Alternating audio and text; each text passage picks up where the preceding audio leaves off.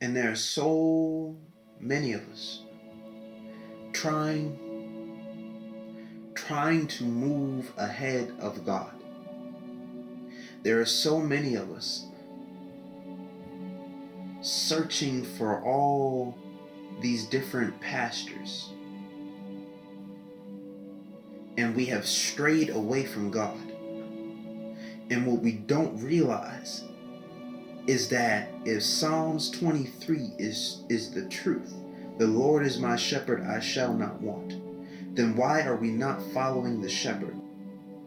The shepherd will not lead sheep to a pasture where they cannot eat,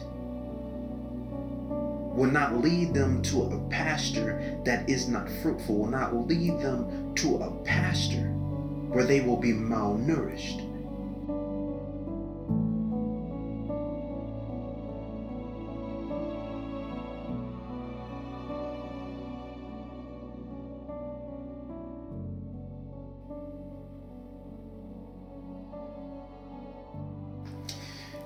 In October of 2020, I started working at this job. It was a job where I would deliver groceries on a bike. It was an electric assisted bike, and it had a long trailer attached to the back of it, long enough and sturdy enough that you could fit nine. It was either 9 or 10 containers. We would deliver groceries in Lower Manhattan, on the Lower East and Lower West Side, and Williamsburg, Brooklyn. The job was pretty good. It paid about $20 to $25 an hour. Um, and there were moments when I wanted to quit, but I didn't. And then, however, I did get bored. I got bored. I wanted to move on. I wanted to. I just wanted to create, man. I by this time I was already into photography and film. I need some. It feel like my lips dry.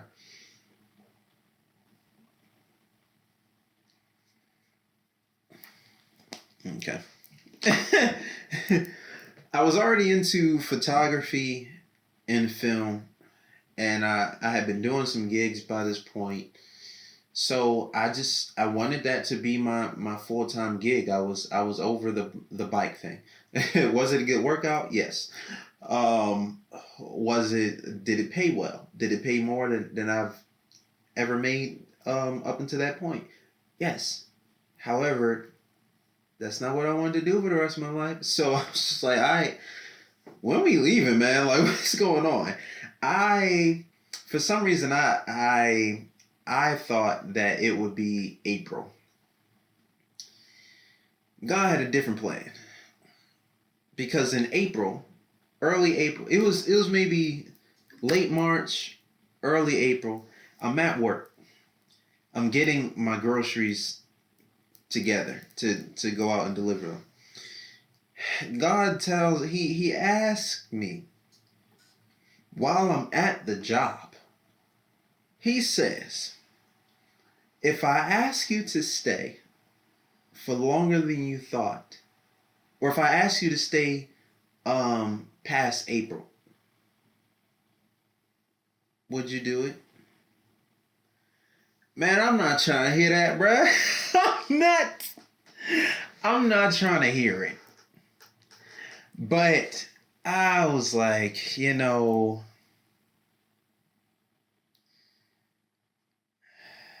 sure. I'll stay. So I did. Now at this point, I don't know when I'm leaving. But I'm just like, okay, it's getting warm. I started in October. Maybe I'll stay the whole summer. And it'll probably be better than the winter time. At least have me out of here before the winter time come back around. That was my thing. May 2nd, that same year, I'm at home. I don't work this day. I'm at home. And God has just given me all this revelation in the morning, in the evening. He told me that I was entering into a new season. He gave me a vision, like a literal vision. Told me all this stuff. He told me that I was entering into a building season. Now, I'm thinking, oh, building season. Surely this must mean building clientele. That's what I'm thinking. So I'm ready. However, I want to make sure that it's God. I want to make sure that I'm not acting prematurely. I want to make sure that I'm not making assumptions. So I did not want to, just because I was ready to leave my job, I didn't want to leave without making sure that that's what God wanted me to do. So May 3rd, I go into work just like normal. And I was on my way to work, and there was something going on with the train. I think it was delayed or something. Something was happening. It was delayed for a while. And I was on that train. When the train actually came, I was on it, and something felt different. But I didn't want to assume. I didn't want to assume. I didn't just want to go based off of my feelings, because I was already ready to go. So I didn't want to do that. Depending on how long your shift is, you may go out two or three times for your during your whole shift. I can't remember if I went out 2 times or 3 times. It doesn't matter, because this thing happened on my first shift, on my first route. I'm out delivering groceries, and this is like my second or third. No, this is my second apartment that I'm going to now. I ring the bell, and I can't get in. I worked in the morning, so it's about maybe like 6, 7 o'clock in the morning, maybe. I'm not. They're not. They are irresponsive. Irresponsive. I think it's irresponsive. They ain't answering. They're not answering the door. Nobody's coming down. I can't get in. I'm standing out there for feel like 5 to 10 minutes. Now, thankfully, it's springtime, so I ain't really tripping too much about it, and I'm a pretty fast worker, so I can still make my other deliveries in time. I'm standing outside, and I'm looking around, looking to the right, looking to the left, and when I was looking to the left, I saw these.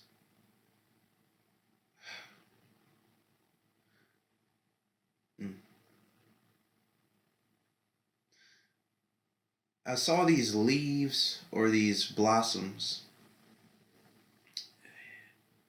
falling off of a tree. No, actually, I don't even know if I saw them falling off of a tree. I assumed that they fell off of a tree. And they were falling to the ground. But they were falling in a way that it wasn't just straight down or kind of diagonal. It was like they were floating across the street. And they were blowing in this whirlwind circular shape. And the way that they were blowing, it looked like it was a forceful wind. but I didn't really. You know how the wind whistles. I didn't hear a whistle. I didn't hear a hum. I didn't hear any of that. It was a forceful yet gentle wind. And from that point on, I was like, I don't think this is just business as usual. I think I think that God is answering me. Finally, the people come. I give them their groceries. Now I go to this next place and I deliver their stuff. I'm walking up about 5 flights of steps. Feel like Lord have mercy. Um, then I try to go to the next place and I can't. We got an app on our phone. You gotta scan the stuff and then say that you delivered it. Now my app starts to act up. It started to act real funny. I can't close out the close out the thing to say that I delivered so that I can move on to the next one. So I'm like, that's strange. So I go to the next one, and now I'm like, oh, okay, this thing is not working. So I'm like, okay, I gotta stop. I'm outside. This is I'm just on the streets of Manhattan, sitting, leaning on the bike, trying to figure out what's going on. I then the because the app was just acting real dumb. I was like, okay, let me try uninstalling the app and turning on my phone. Turning my phone back on, installing the app. I do all that, install the app. Now I can't sign in. Now I gotta call dispatch. They tell me. Now I've been working at this job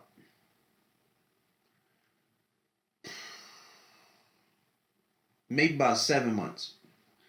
They tell me that the system was not working. The system was acting up. This ain't never happened before. So I say, okay, y'all say y'all know what's going on. I know what's going on. Because what y'all don't know is I was praying yesterday trying to see if it was my time to go. Now, God done messed y'all little system up in order to tell me. Now I can't even see. I can't even log in to the app. So he done shut y'all whole system down to let me know it's time to be out, my boy. Bro, I finished my shift, and I think the next day I sent them in a resignation notice. Not a 2 week, a resignation. I was out. um, so now I have no job, but I am hopeful because I know that God will provide. He told me I was entering into building season. Tell me all this. I am excited. However, I am wondering though, how and how quickly. How is this stuff going to happen and how soon? Because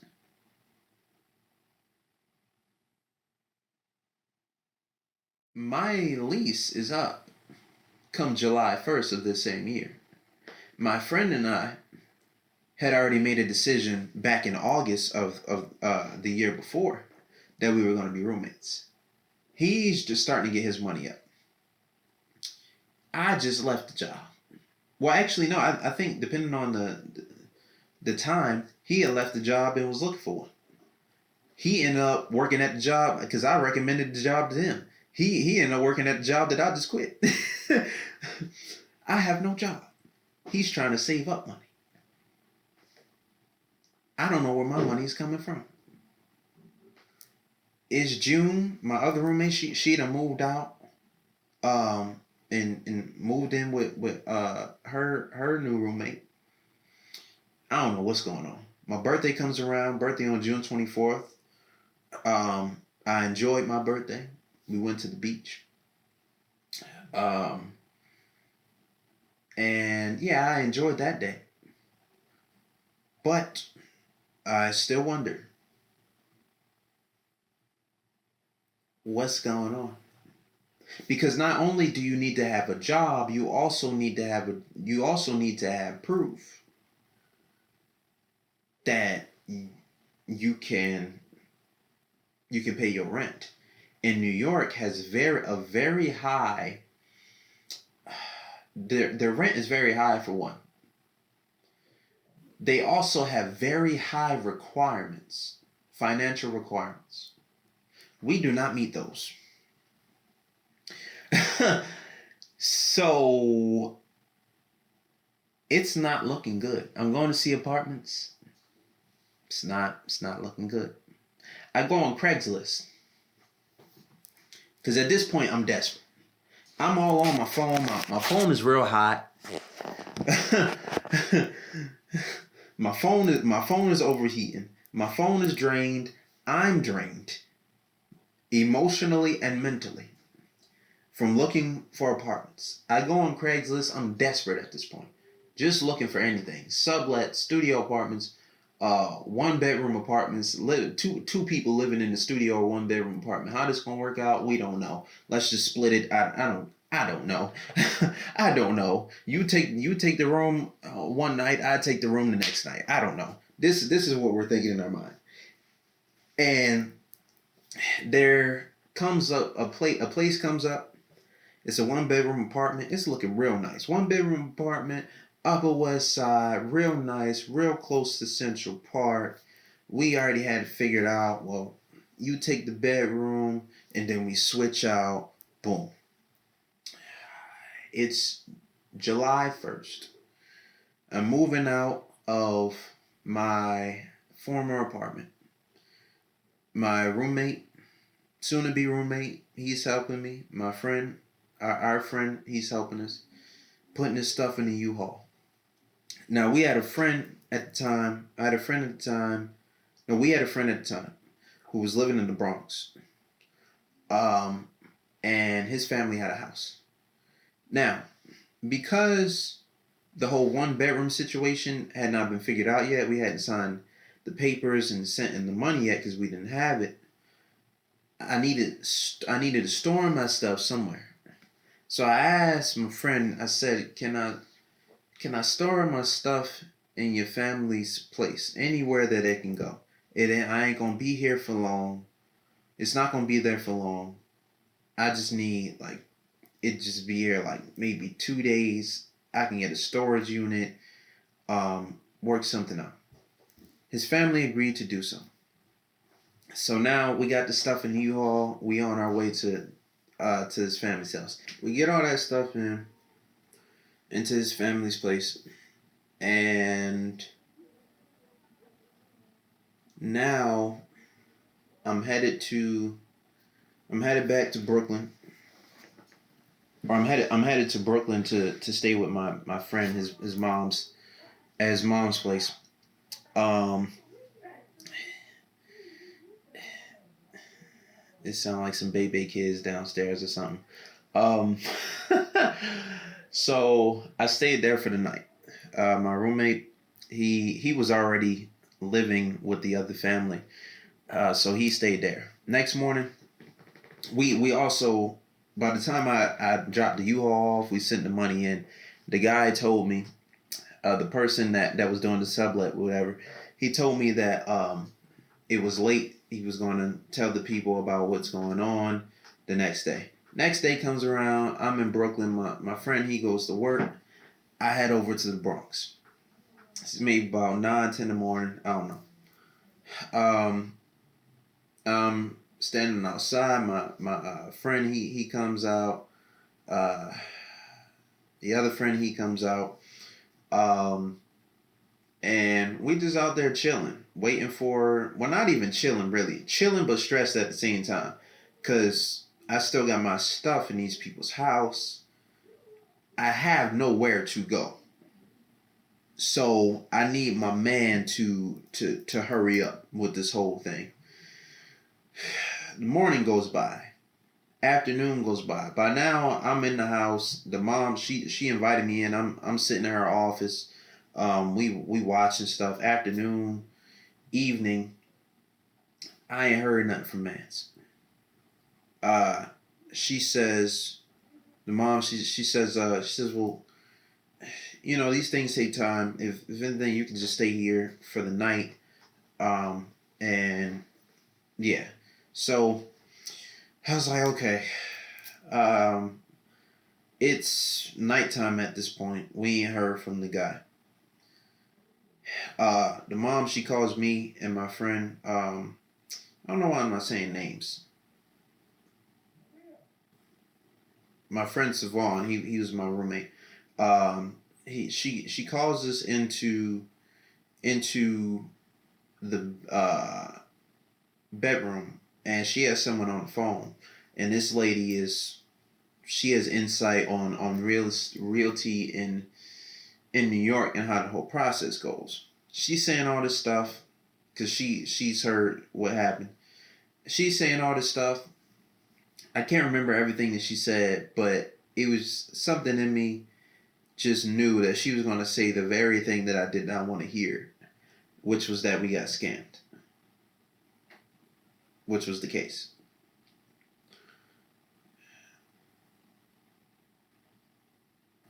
Savon, we both had borrowed money. People gave us money, and all this money is gone. I have nowhere to go, and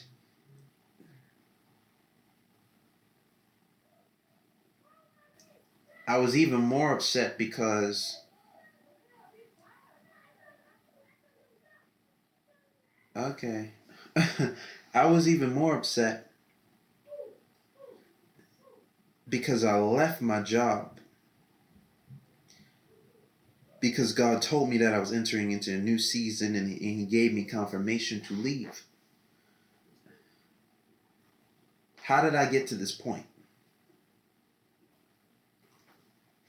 It did not make sense to me. Thankfully, the mom, she said that I could stay with them until me and Savon figured everything out, or figured things out. A few days later, or either that night or a few days later, she's in touch with a cousin or a family friend, and they have a place. It was dad's. Her dad owned the building. He no longer lived there. There was an apartment that he used to live in. He no longer lived there. So it's pretty much just like a storage unit at that point. Like it was just all the stuff that was in there, and it wasn't even on the market. So we went to go see the place, and the lady agreed to knock the monthly rent down by $500 if we cleaned everything out of the unit, and it was a lot of stuff. So we agreed to do so, and problem though was there wasn't a problem with the place. Problem was I still didn't have a job lined up. So July comes and goes, and we got to tell the lady, listen, I don't want to enter into something not having any money. Can we push it back till September? So that's what we do. I am well fed. I'm going different places with the family. They really took me in, as well as Savon. And I appreciated that. However, I I had been on my own, and when you're on your own, you don't take advantage of people letting you stay with them, which is a good thing. You want to get back out on your own because you're used to having responsibility. You're used to being a responsible person. I don't want to wear out my welcome. So I'm still wondering what's where's the job coming from? I'm applying for stuff, so on and so forth. Haven't gotten anything yet. There was this one week in August where I think I had like three different interviews lined up. I only remember two of them. This first interview that I had, I was just looking for stuff, and I got the interview. The second interview, my school, my the college that I graduated from, AMDA, they have this alumni service thing, and they sent me an email, and the email said that there was a hospitality agency that were looking to hire people. So I applied for that job as well. So now I had two interviews lined up, back to back days. The hospitality job was the second one. Before that first day with the first interview, that night before, I had a dream. And I didn't remember the dream until I was headed to this interview. I had a dream that it was all of these people in this space. I don't know if it was a kitchen or what. All I know is they had on all black, and it was hospitality wear. Like it was black, black dress shirt, black slacks, black socks, black shoes. And I remember this dream, and I'm like, huh. So are you trying to tell me that that's the job that I'm supposed to get? But I'm still like, nah. Let me do this interview for this other thing. Man, I went to that interview. I wasn't feeling it. It didn't seem like they was feeling me. I was just like, y'all ain't even got to say nothing to me. I ain't feeling this job.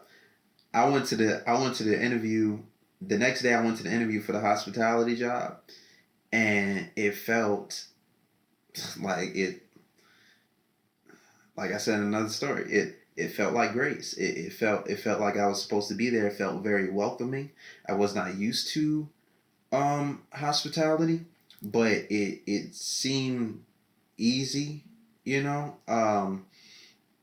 So yeah, so I had an interview for it, and then we had to do some kind of online questionnaire training thing. So when I got back to the house, I did that. I think the next week I had a training, and then a few days later, I was doing my first job.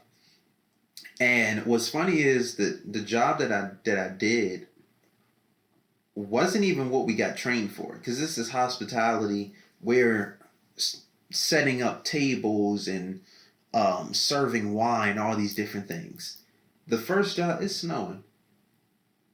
The, the first job that I had, it was they told me that we were going to be in a mail room. Now what they did not say is that, I'm sorry, what the heck, let me get some water, because why I got some stuff coming off my lips like the old people. Mm-mm.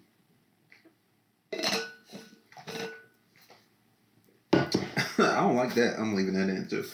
Um, so I go to this first job.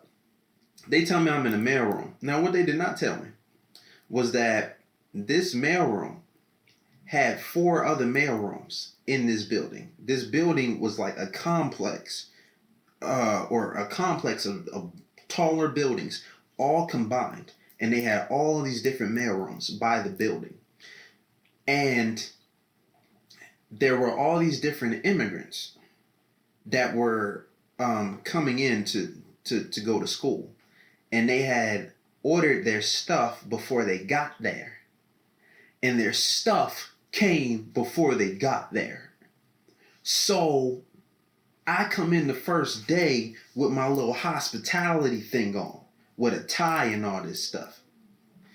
Bruh, by that second day, I came in with sneakers on, ready to go to war. Cause it's all this stuff. It feel like I'm working at UPS again. What a great transition into something that I have never done before. The third day, I think I came in with a black t-shirt on. Had that mug tucked in. I don't even think I had my slacks on. I think I just had regular work clothes on. And I was supposed to be getting paid $20 an hour starting off. For that specific job, I got paid 25. And so that gave me enough money so that we can move into our place. Come September, we moved in like mid-September. We moved into our place. We still had some money to get together, but the lady worked with us.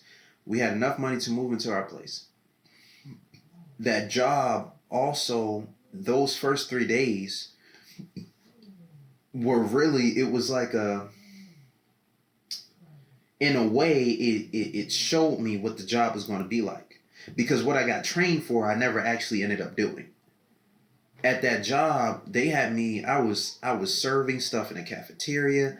The longest place that I worked at, I ended up being like a line cook or an assistant to the chef. I'm cutting meat and making all this different stuff, and I'm there and I'm like, bro, how the heck did I even get here? Like, this does not make sense, but it's grace.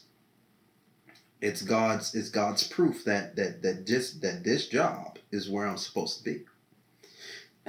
Um, and the place that we were at, it was definitely not what I desired, but me and Savon, we made it home. We had a lot of great moments at that place. It was also very close to Manhattan.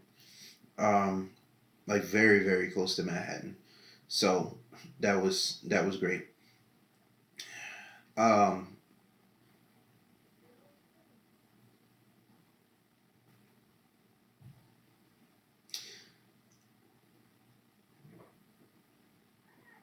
After all of this came, the job, the apartment, I realized something. Not. I don't even think I realized it while I was at the apartment. I think I realized this after I left. In June, I had got frustrated because God told me that He would provide, and I wrote this thing in my journal, and what I wrote is what I felt like God was telling me at the time, and what I wrote was, I told you that I would provide.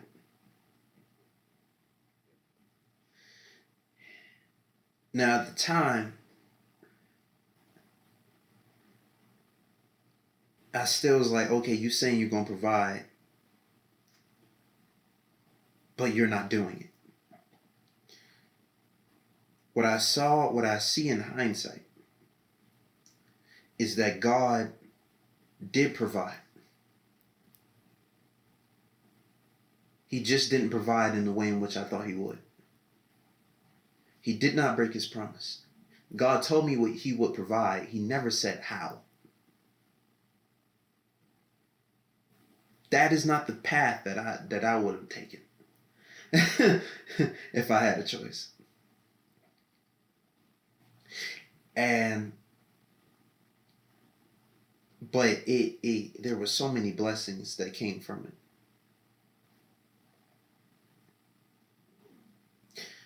There are many of us that are wondering, that are not seeing God's provision.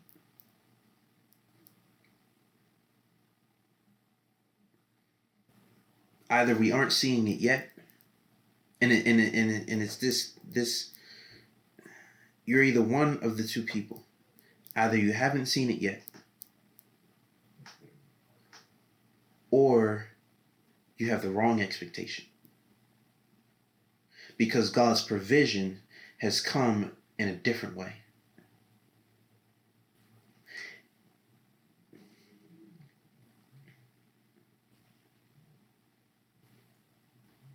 And what I have learned from that story is that God will always provide.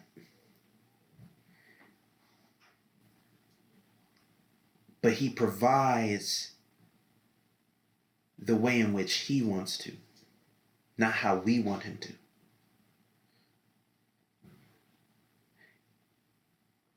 I did not ask God how he would provide.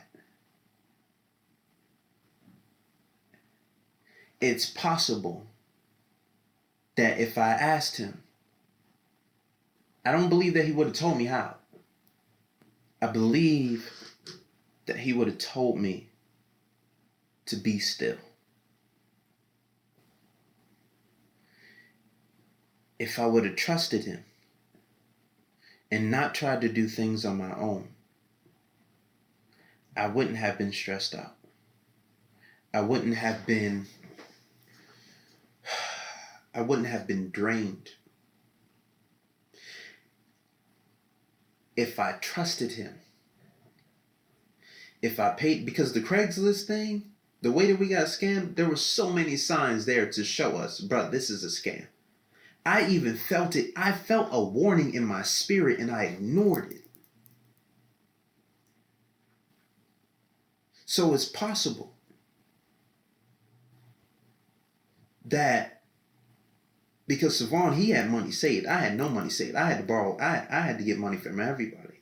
He also had to borrow some money.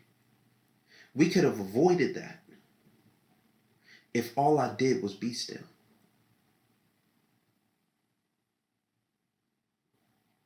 And there are so many of us trying to move ahead of God.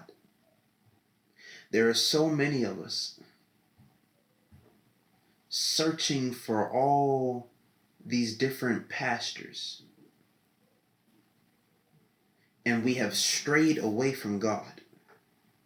And what we don't realize is that if Psalms 23 is the truth, the Lord is my shepherd, I shall not want, then why are we not following the shepherd?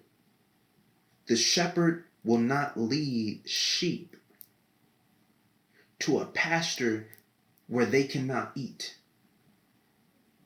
Will not lead them to a pasture that is not fruitful. Will not lead them to a pasture where they will be malnourished. But because it doesn't look like what we thought it was going to look like, because the season doesn't look like what we thought the season was going to look. When it came to the building season that God told me had nothing to do with clientele, but had everything to do with me.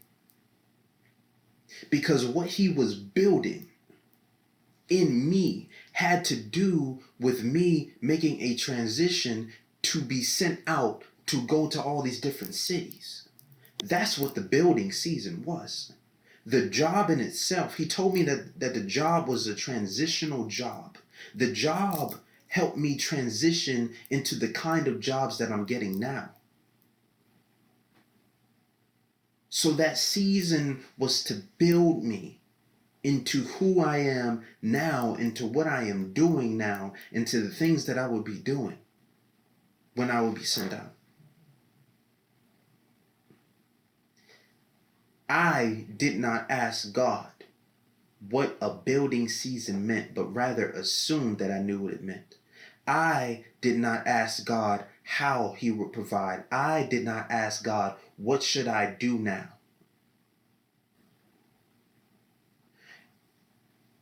And we get frustrated with God when we don't see provision.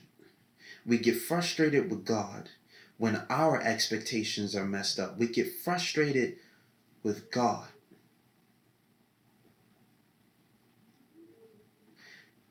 but we really should be asking for forgiveness. We really should take our experiences as a lesson. A lesson to when God tells you the season that you're in, ask for clarity on it.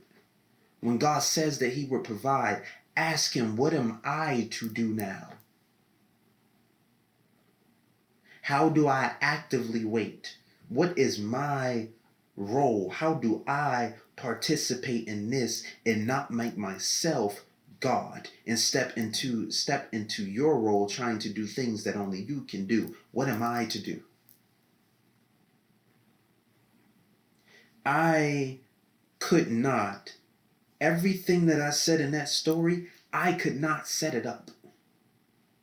The only thing that I set up was a scam.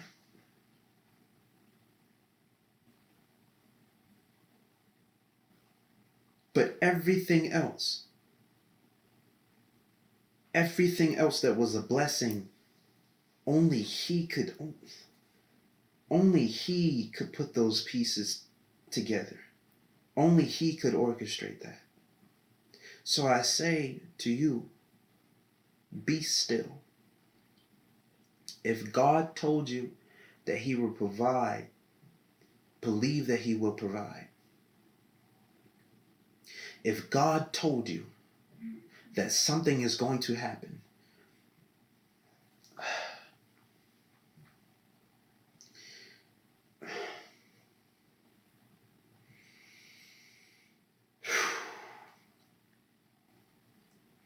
if God told you that something is going to happen, believe that it will. And figure out what it is that you are supposed to be doing now.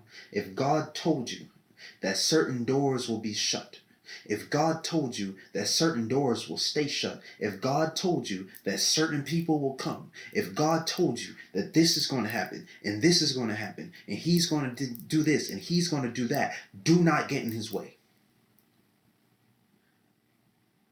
But figure out, how are you supposed to play a role in his plan, and don't make your own.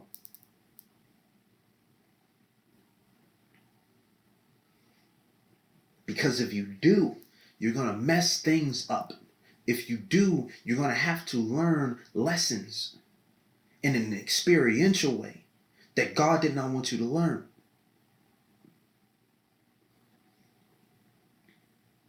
Be patient.